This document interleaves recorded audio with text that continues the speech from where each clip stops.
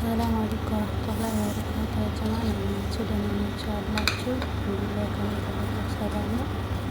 ዛሬ በቢሪያኒ ሰመክ እንሰራለን። እስከ ቪዲዮ መጨረሻ አብራችሁ ቆዩ። እኔ ቤት እንዴት እንደሚሰራ ላሳያችሁ።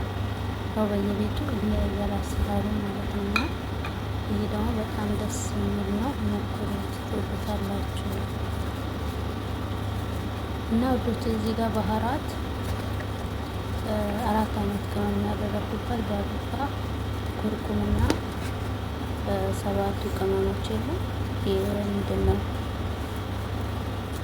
እንትን ከሙን አንድ ላይ የተደረገበትና የመንዲ መሳላ የችክን መሳላ ባህራት ማለት ነው። እሱን የተጠቀምኩት የችክን መሳላ የመንዲ ቅመም በጣም አሪፍ ነው። በጣም ማለት ነው። ሽታው ራሱ ለየት ይላል።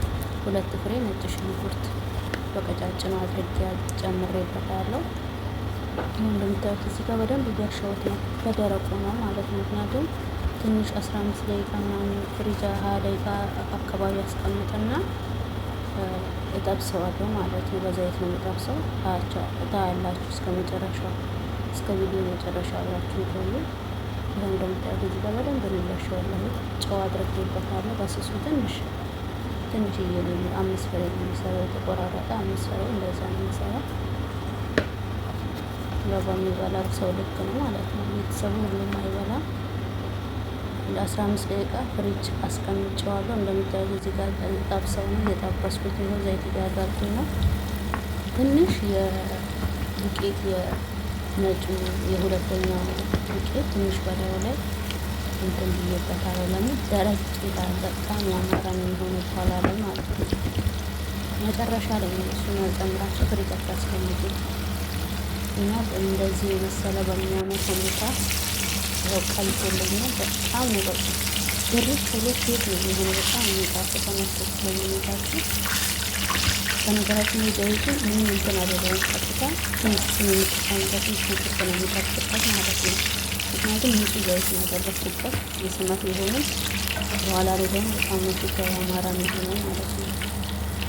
በዚህ ጋር ሽንኩርቱን ጨመርኩበት በጠበስኩት ቦታ እና ሽንኩርቱ ቀይ ነው መጠበስ አለበት። እኔ ቀንሼዋለሁ ሽንኩርቱ። ይኸው እዚህ ጋር አንድ ቲማቲም በቃ ሽንኩርቱ ላይ አንድ ቲማቲም አድርጌ ትንሽ ቅመም አድርጌ ጨመርኩት። መጨረሻ ላይ አሁን እንደምታዩት በድስቱ ጨምሬው ትንሽ ከለር አድርጌበታለሁ። ይሄ ቅድም የጠበስኩትን ሽንኩርት ግማሹን እዚህ ላይ አድርጌዋለሁ ማለት ነው። መጨረሻ ላይ በስተመጨረሻም ይሄን ይመስላል። እንደምታዩት በጣም ነው የሚጣፍጠው። እጅ ነው የሚያስቆረጥሙት። የሞከሩት ደግሞ ምንም ሰዓት አልፈልጋችሁ በነገራችን ምንም ማለት ነው።